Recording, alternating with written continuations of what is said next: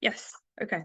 So to actually start this all off, I'm thinking we can start with a parts work exercise. So when I talk about chair work, the version that I've been trained in is something that uses actually internal parts a little bit. So I think this is a nice exercise that we can start off with. This is a mindfulness practice.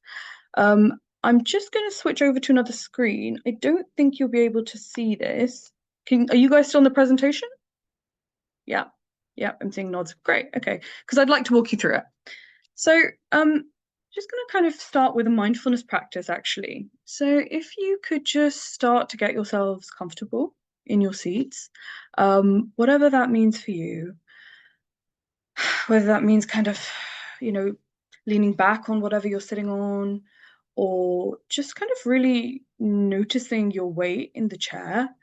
Um, and I'm going to invite you to either close your eyes if that feels right for you, or to keep them open, whatever kind of feels good. And just start to notice your breath and the rhythm of your breathing.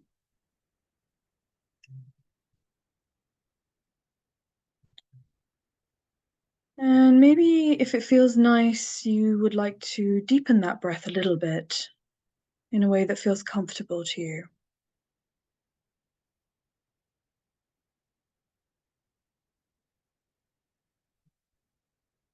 And start to notice your weight on your seat and how you are supported by whatever you're seated on.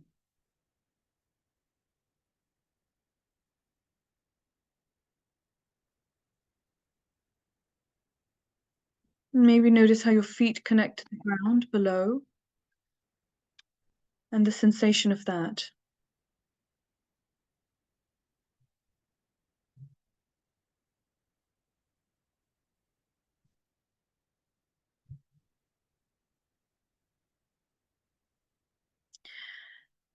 And now that we're kind of with ourselves a little bit,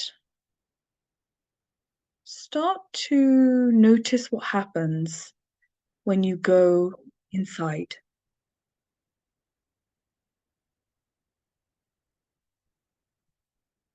We're going to start to check out the little parts and pieces of us within. And as you kind of go inside yourself, you might start to notice a part of you that needs attention. Maybe you're already bothered about something that happened today. Maybe you're uncomfortable right now. Or maybe you're worried about something that's coming up in the future. Maybe there's a physical ailment that you're aware of right now.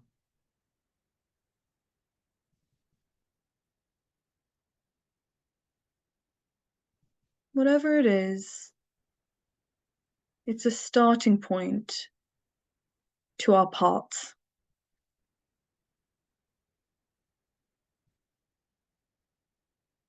And just notice what's happening inside yourself.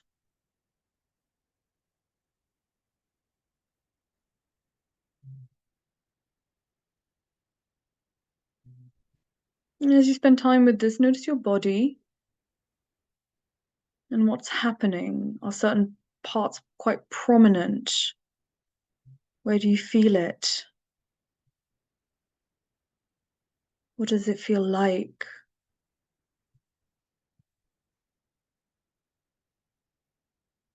Sensation, or a color, or a sound?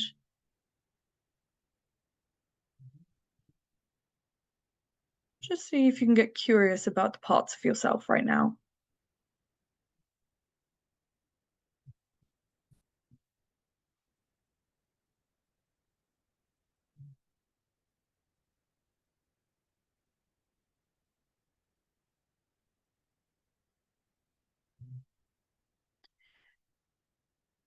If one part is coming to the surface, invite it to be here.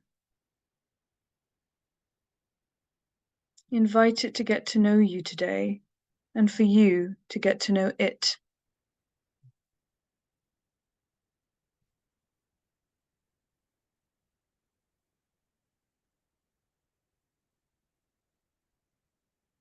What do you notice about this part of yourself?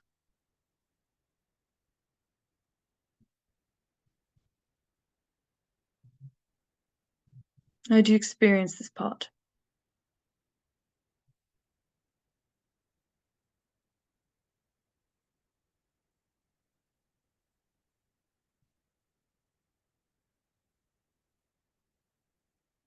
How do you feel towards this part?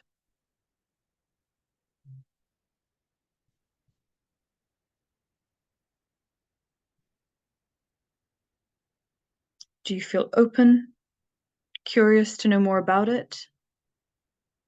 Or are you annoyed by it? Do you feel some anger towards it? Do you feel afraid of this part?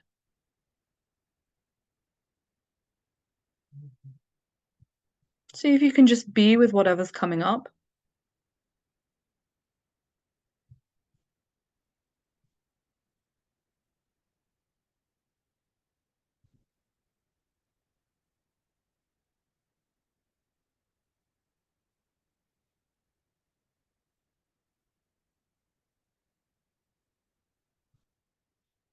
And now, if we want to go a little further with this part, see if you can ask it, what is it doing for you?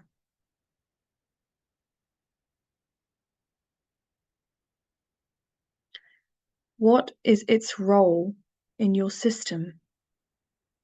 Trusting that all parts have good intentions. Whatever it shares with you here, just let it know that you get that. Let it know that that makes sense.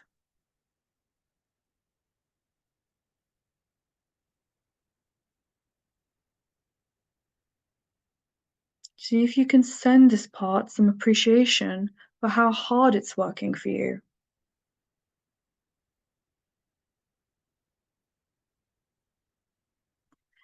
And while you're here, you can also ask it to give you a little space. See if it's willing to let go just a little bit and to make a little bit more space for you.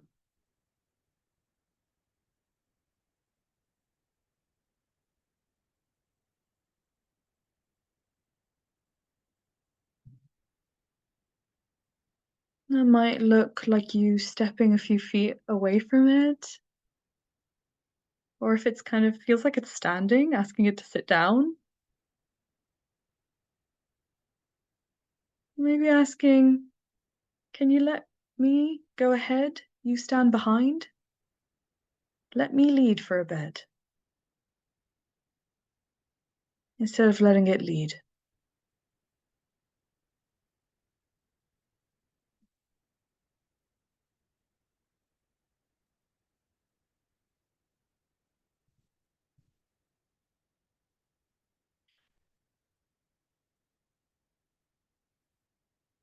Now maybe go back and see how you're feeling towards that part of you now.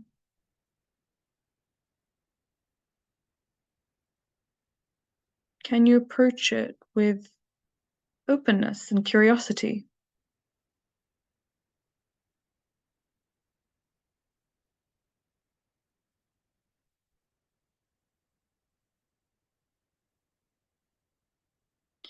If you do, it might give a bit more space.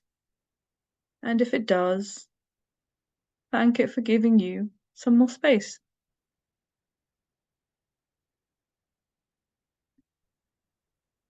You can repeat this with any part of yourself at any time.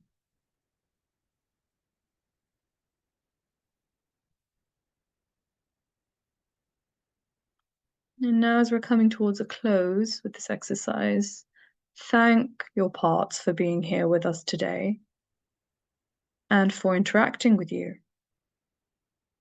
Let them know that you'll be back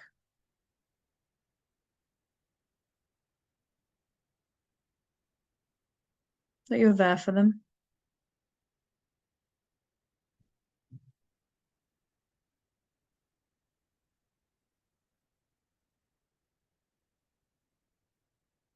And when you're ready, you can slowly start to bring your attention back to the external, becoming more aware of your surroundings until you're fully back to the room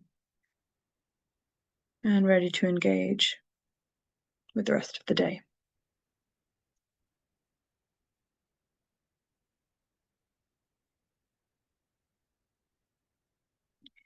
Okay, now I'm just going to ask maybe a couple of people, if you wanted to share your experience, feel free to just unmute with what that mindfulness was like. Yeah.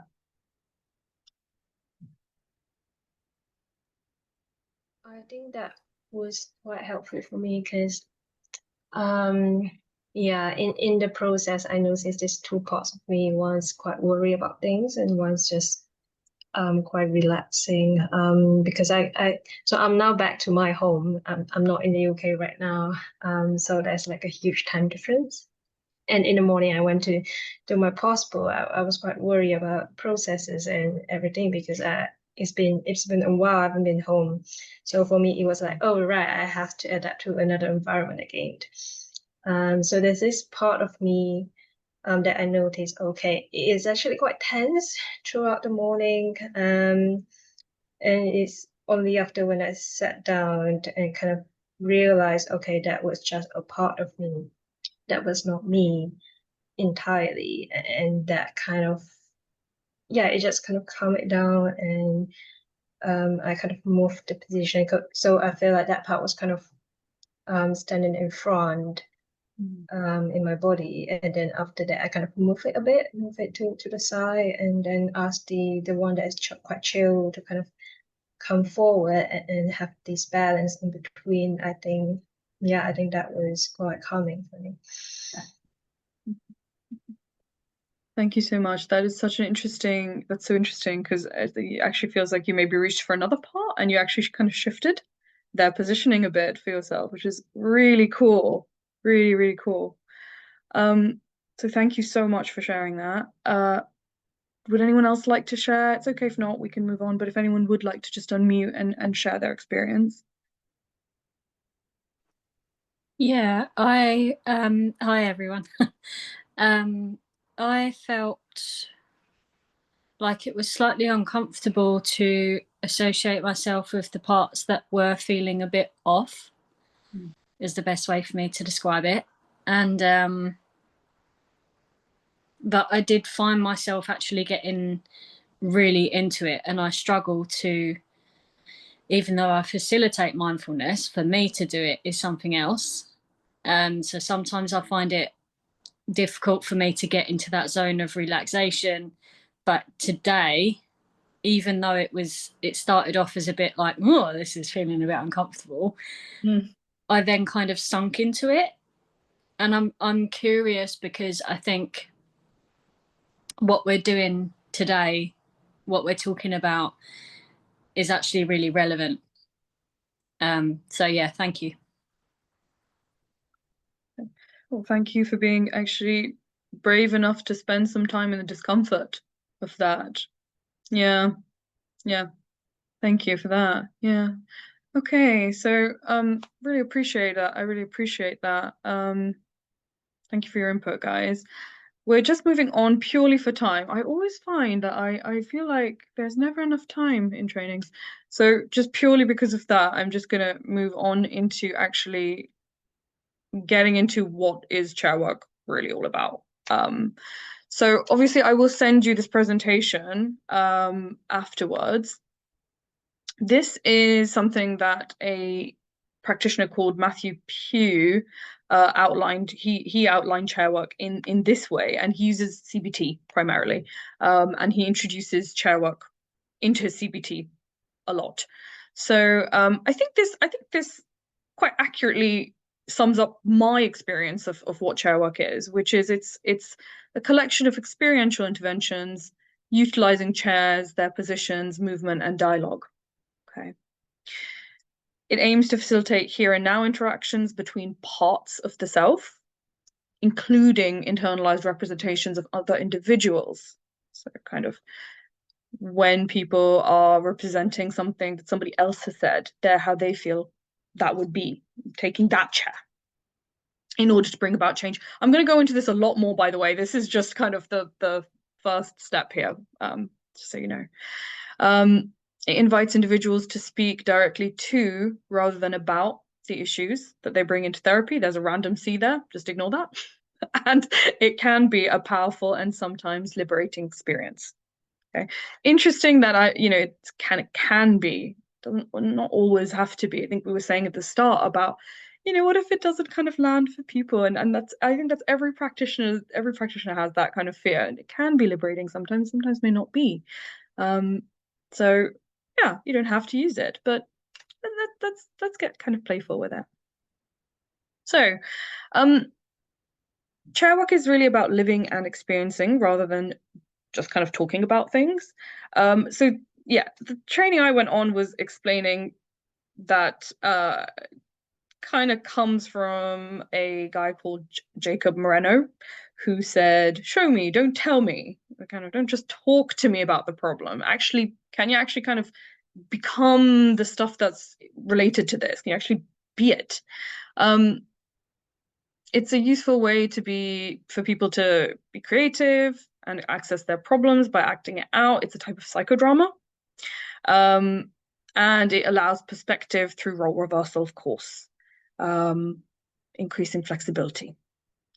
So I think Fritz Perls, I'm not trained in these types of therapies, but Fritz Perls, he's often thought to have created chair work, but it was actually Moreno who started it back in the 1920s. But this is a quote from Fritz Perls, of course, which he says, kind of talk about it, nothing is accomplished, but you go round and you never get to the heart of the matter if you're kind of doing that. So when we use chair work, we're actually kind of trying to get to the heart of the matter a little bit with it, dropping down into ourselves, kind of how we did in that mindfulness. Okay. So this is something that I also thought is worth mentioning. Those guys are basically, a couple of, like, I'm sure they're obviously very, very important, but essentially old white men, right, who kind of started chair work. It's very important to let your own experiences and your own, cultural background influence how you use chair work with your clients. Be flexible with it. It's a medium. It's not a modality. You'll see it used in lots of orientations of therapy. With what we're doing today, as I said, towards the end of this presentation, I will give some examples of how it can work with ACT, but you'll of course see it throughout different therapies, and so just know that it's a medium, really. Bring your own kind of creativity to it, ultimately. Okay. So again, these principles are something that Matthew Pugh, I think, came up with. And I've put links to this in the presentation that you get sent. You'll get a link to the article on this. But he kind of broke down, so as I say, he's a CBT practitioner who uses a lot of chair work. He was breaking it down into these kinds of these principles and these processes, where the idea is that self-multiplicity parts, like we were just playing around with there, the process is with chair work to separate them out, really. The idea here is that the information exchange, these parts of a person actually have dialogues with one another. They're in communication.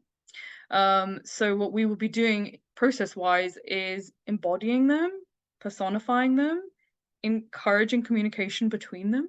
We're going to animate them.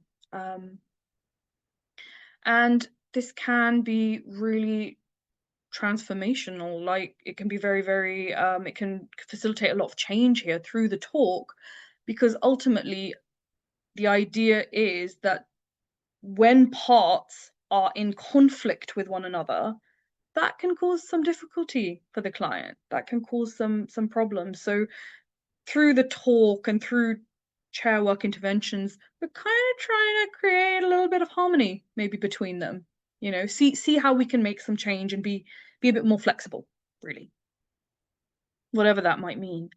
Yeah, I will explain that a little bit further in the next bit. Yeah, so this is a bit more of a detailed explanation of the processes and principles that I've just gone through. We are looking at eye positions. So when we talk about a part, we kind of put it in the eye position there, including meta positions, which are capable of witnessing and noticing. That'll be clear on the next slide. Very interesting for ACT. We'll come to that in a moment. Like I said, the parts are in dialogue with each other, and actually something that I missed there, something that's very worth noting, is that the parts of us are trying to tell us something. They're there for a reason. So we're getting kind of interested in them. We're trying to kind of understand them a bit better. We're trying to understand what are their good intentions here, right? Yeah, again, these kind of the eye positions, their dialogues with each other, they of course impact our inner world. And then challenges that we face might be because of the problematic relations between them. So when we talk about that's all of the principles of it and the processes, you know, we're going to actually separate out parts by placing them in chairs. We're going to embody them, personify them. These are the types of things that you can kind of be asking your client. You know, imagine your worrying side, that worrying part of you, the part that's feeling that way. What does it look like? What is it saying? How does it make you feel? These are things that you might be asking during the interviewing of the parts, which I, of course, I'm going to be talking more about. So we will be looking at here and now interactions as well. And the horizontal position is part to part. So when you do interactions part to part, or we might look at the vertical position, which is witnessing, the idea of stepping back from the parts and actually seeing how they're interacting, right? Seeing how they impact you. Very selfless context, very ACT. Okay. Kavita, I'm just going to take your question. Yes, please speak. Sorry, could you just briefly tell me what eye position means? Well, my understanding of it is it's putting them in that position. So, okay, so if you're saying the worrying part and you say, okay, this is the kind of worrying part of me. Sometimes I feel worried, yada, yada, yada, right? It's kind of a different thing from actually being the worrying part and saying, I'm fearful about all of this stuff. You're really taking your eye off the ball. Do you see how that's kind of the worrying part becomes the eye position? It's saying I am, etc., etc., etc., etc., rather than you sitting in your sort of place and saying, there's a bit of me that's worrying. I think it kind of feels like this. It kind of says these things to me. Does that make sense, Kavita, or have I not explained that very well? No, yeah, I think I get it. So the worrying part, you kind of take ownership of the worrying part and make it your identity rather than saying that it's a part of you that's worrying. Yeah, when we do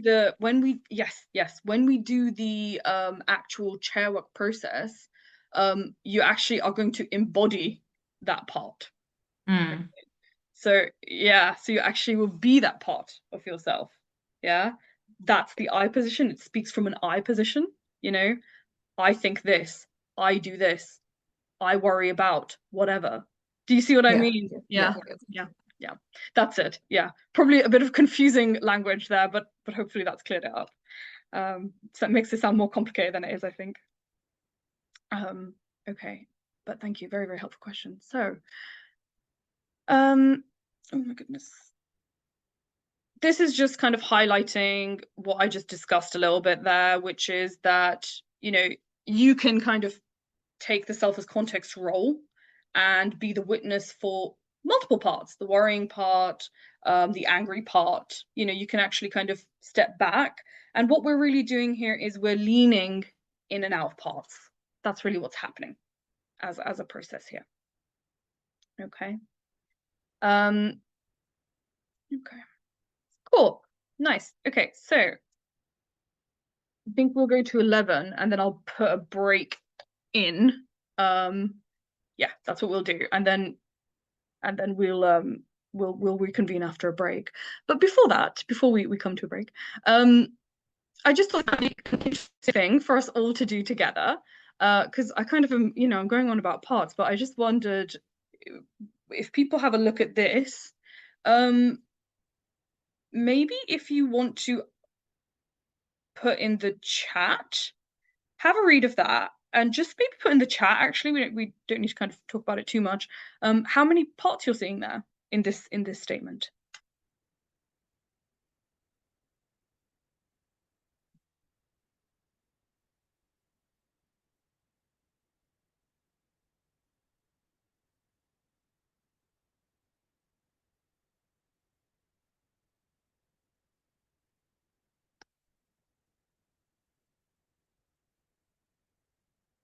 Absolutely. Yeah. Absolutely. Yeah. Yeah. Thank you for being brave, Kat. Yeah, absolutely. Absolutely. So, you know, you're very accurately identifying. I can see 4 parts there very clearly, right? And yeah, people, other thoughts, other opinions on how many parts, what you're seeing, what you're taking from that.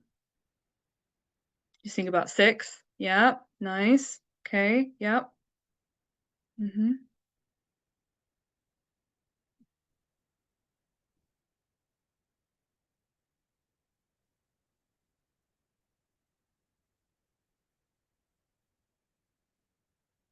Any other thoughts? Yeah, yeah. Okay, anger. So anger, tiredness, gratitude, desire to be confrontational. Absolutely. Yeah. Oh, you picked up on that one. Yeah, absolutely. Worry. Yeah, yeah. 5 to 6. Yes. Okay, great. Thank you so much, guys. Absolutely. So I love this. So we are identifying parts really nicely here. So there's a few, right? There's a few. So just be aware. It's actually, you know, when you're kind of listening to your clients talk, I mean, I certainly, now that I've like started stepping into a bit of parts work, chair work type stuff, I really hear it actually. It's like, oh, there's a few different pieces going on in even just quite a quick statement that someone can make. So when I kind of look at this, I would certainly say I'm sick and tired. There's definitely 2 parts of sick and tired. I know I should feel grateful. So I think somebody said gratitude, right? There's kind of a part of them feeling a bit grateful. But his comments made me feel so stupid. It's part of them actually kind of feeling stupid, maybe something going on there as well. I want to say something. I want to say something to him about it. That's definitely somebody was saying confrontational. Part of them, I kind of want to do the conflict, want to do the assertive kind of conflict, but I'm worried about what that fallout might be, and that's like we're at 6 actually with worried. My mum would know how to handle a situation like this. It's a 7th part there, right? So there's a few. I kind of counted 7 when I was looking at it, and everyone will take kind of different things from it, but the point of this really is just there's a few parts, right? And we can see them there at play. So, okay, interviewing, yeah. Okay, I'm actually going to, should we do a break here? Okay, no, maybe not. Let's, she's kind of playing with a break in my head here. Okay, let's get through a bit of interviewing. So with chair work again, it's kind of called interviewing when it comes, that's how I've been trained in it. It kind of comes to the interviewing part where you're going to interview the different parts and pieces that you've drawn out of the client. Now, because we work in a compassionate way, we will, I'm sure we will often be identifying pieces and parts that are self-critical. Okay, this is very likely going to happen with clients, and really, you know, that's a part of them. There's a kind of self-critic that could be coming up, which we will see often with clients. We're gonna interview it like we would any other part, right? And these are the kinds of questions that we would be asking. You know, what are you trying to do? When did you first come around here? You know, when did you first start? What are you trying to save client from? Why? Right. Okay. And then with the therapist, when we kind of bring the client back and ask them, what was it like actually being part of that critic? How did it feel? Right. We can then also switch them to the part that was attacked.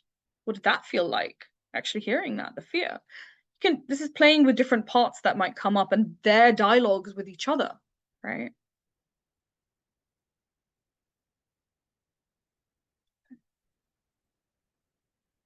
And if parts kind of start to argue with one another, you know, because they might get into a bit of a confrontation whilst you sit there, you bring them back after some time.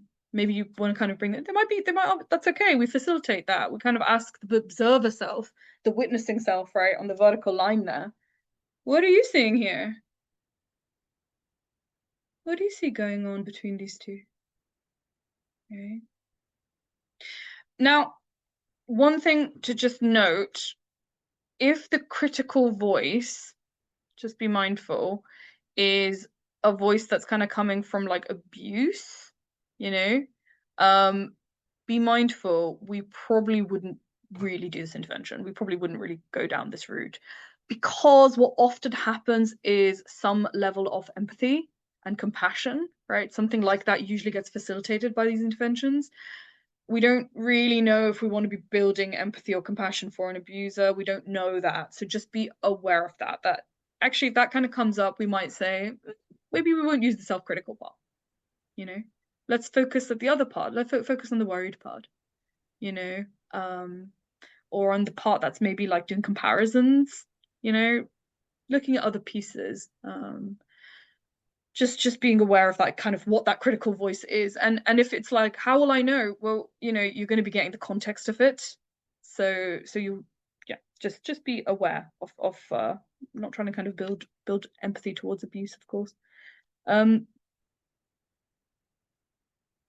Okay, yeah, so some more kind of interview questions that we might be asking, the parts and pieces that come up. Can you tell a story from the part of you that feels whatever? The example is really low there. Can you tell a story from the point of view of your mum?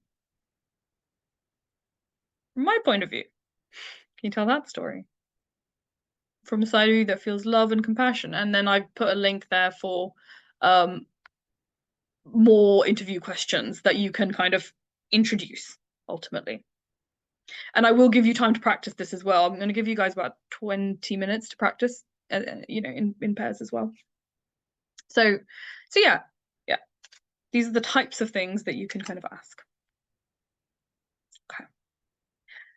Just be aware that clients who are very fused, you know, with thoughts are going to find chair work hard, but it's probably quite effective for them, if not most effective, because as we've already been acknowledging, we're introducing some play here, some kind of curiosity. We're having a little bit of fun, right? They may say, I don't know. They may kind of get stuck. They may be like, this is really weird. I don't know. Like kind of encouraging them, let's try it out, right? Okay. So your angry self is saying this. How does that feel? You know, what about this? What is this saying? How about that? It's a way to kind of generate dialogue. Okay. It's really about obviously reversing experiential avoidance. We're bringing the experiences alive, the actual kind of feelings and the emotions. We're actually kind of bring them alive in the parts and the pieces, rather than kind of fighting or avoiding, of course. And of course, if there's kind of self-doubt, that's just another part. It's just another piece. And there's a part of you that doesn't know what to say, doesn't know what to do. How's that part feeling? What does it think about not knowing? And then bringing in other parts as well, right? So really, this is dialogue facilitation. Okay. Yeah, Kat. Zoe, just a quick question. How would you put this in a session in terms of, I mean, I might be going way ahead here, but would it be in the way that we've done it today, like the mindfulness to actually get them in that position and recognize things? And then, you know, depending on how the client feels, then go with the interviewing and them kind of getting in touch and talking to that part. Would that be kind of from the start of the session? Do you see what I mean? The kind of agenda of it. I see. In one session, what's the agenda type thing? Yeah, please. Got you. Thank you. Yeah. Yeah. That's a really good question, Kat. I must say I've not actually done it myself that way. You might. Is my response to that. If you feel like that would be a good session, when I've actually used parts work with clients myself, I actually kind of say, okay, we're going to do some parts work today's session. My mindfulness might be about dropping into yourself or whatever it is, and then actually the session itself might be the kind of interviewing of the parts, and there's so much usually to sort of talk about afterwards. It usually fills a session, and of course you might return to it later, you know. The mindfulness that I did with you at the start, I must say I kind of actually somewhat improvised that. So like, you know, as in I kind of typed it all out based on something else. So I don't think I wouldn't say, you know, it's a case of you have to do that mindfulness and then, you know, you then will do the interview and then, you know, you absolutely will end on a mindfulness. Not necessarily. You know, be kind of flexible with yourself. You can kind of do gentle, maybe if that's how you like to start your sessions, you might start gently with a bit of gentle mindfulness, and you know, you might even say to the client I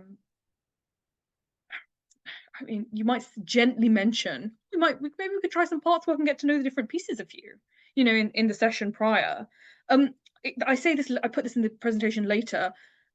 I wouldn't go on about it too much, is the only thing, because I think it then becomes this whole thing. It's really just a bit of play that we're introducing here, but I think I mentioned that a bit later.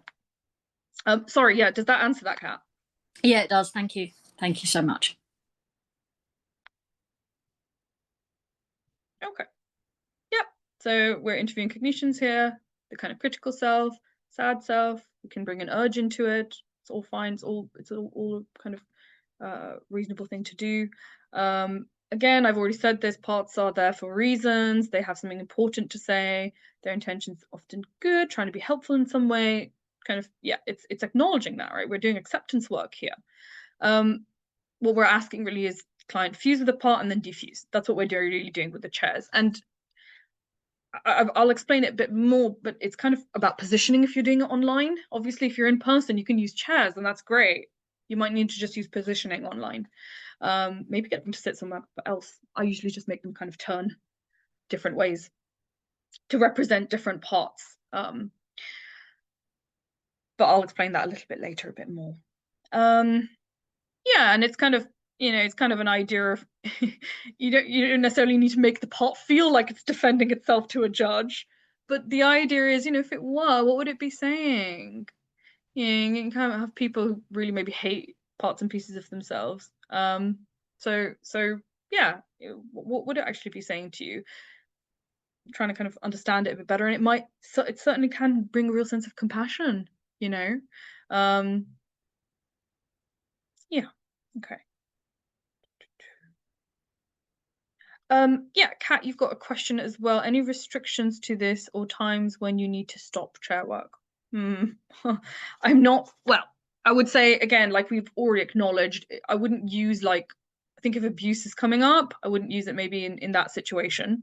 When would you need to stop it? Well, I would say use your good judgment there with that. If the client, you know, if it's really not landing for them, it's not kind of going anywhere, then you might say, maybe we'll kind of come out of this. But I would certainly give it a go.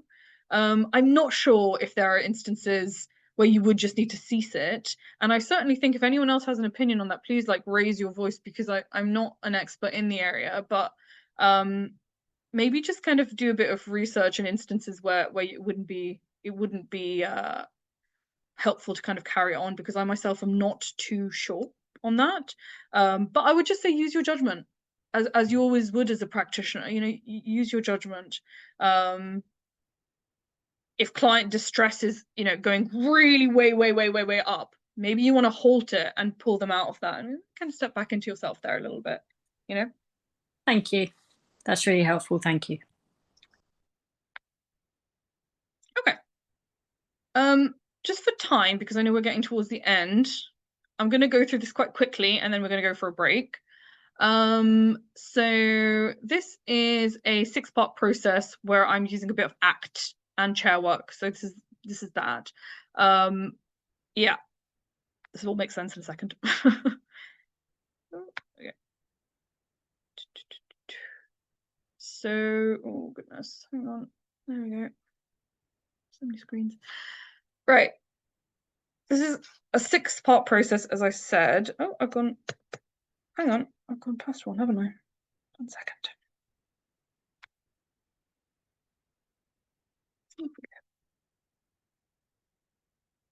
Cool. So this is a 6-part process where we're just using a bit of ACT with some chair work here.